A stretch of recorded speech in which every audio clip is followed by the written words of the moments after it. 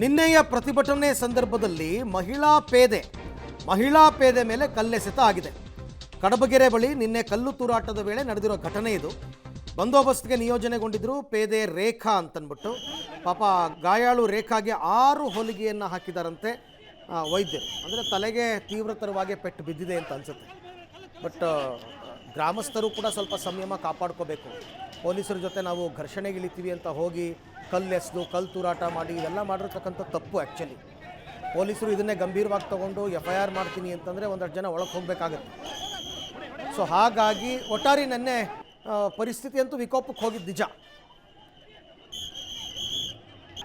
ಈ ಬಗ್ಗೆ ಕೂಡ ಮತ್ತಷ್ಟು ಮಾಹಿತಿ ನನ್ನ ಕೊಲೀಗ್ ನಾರಾಯಣಗೌಡ ಅವರಿಂದ ಪಡ್ಕೊಂಡ. ನಾರಾಯಣಗೌಡ, ಏನೇ ಅನಾಹುತಗಳಾಗಿರ್ಬೋದು, ತೀರಾ ಕಲ್ಲು ತೂರಾಟದಂತಹ ಕೆಲಸಕ್ಕೆ ಕೈ ಹಾಕಬಾರ್ದಾಗಿತ್ತು ಗ್ರಾಮಸ್ಥರು. ಬಟ್ ಆ ಘಟನೆ ಆಗಿದೆ. ಆರೋಗ್ಯ ಹೇಗಿದೆ ಈಗ ಪೇದೆ ರೇಖಾ ಅವರದ್ದು? ಇನ್ನೂ ಬೇರೆಯವ್ರಿಗೆ ಏನಾದರೂ ಇದ್ರ ಏಟಾಗಿದೆಯಾ ಹೇಗೆ ಅಂತ?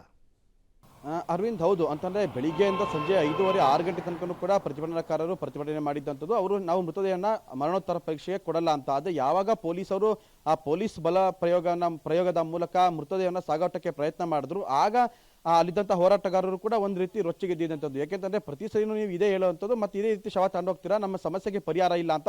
ಅದೇ ಪ್ರತಿಭಟನಾಕಾರರು ಆಂಬುಲೆನ್ಸ್ ನೂರಾರು ಪೊಲೀಸರು ಪ್ರತಿಭಟನಾಕಾರರನ್ನ ತಳ್ಳಿ ಆಂಬುಲೆನ್ಸಿಗೆ ಮೃತದೇಹನ ಇಟ್ಟರು. ಆದರೆ ಪ್ರತಿಭಟನಾಕಾರರು ಆಂಬುಲೆನ್ಸಿಗೆ ಅಡ್ಡ ನಿಂತ್ಕೊಂಡ್ರು, ಅಡ್ಡ ಕುತ್ಕೊಂಡ್ರು, ಅಡ್ಡ ಮಲಗಿದ್ರು ಕೂಡ ಪೊಲೀಸ್ನವರು ಯಾರನ್ನೂ ಕೂಡ ಬಿಡಲಿಲ್ಲ. ಎಲ್ಲರನ್ನೂ ಕೂಡ ಒಂದು ಕಡೆ ಸೈಡಿಗೆ ತಳ್ಳಿ ಯಾವಾಗ ಆಂಬುಲೆನ್ಸನ್ನು ತೊಗೊಂಡೋದ್ರು ಆವಾಗ ಅವರ ತಾಳ್ಮೆಯ ಕಟ್ಟೆ ಹೊಡಿತು ಅಂತ ಹೇಳೋದು. ಹಾಗಾಗಿ ಸ್ವಲ್ಪ ಪೊಲೀಸರ ಜೊತೆ ಮಾತುಕತೆ ಆಯಿತು, ವಾಗ್ವಾದ ಆಯಿತು, ನೂಕಾಟ ತಳ್ಳಾಟ ಕೂಡ ಆಯಿತು.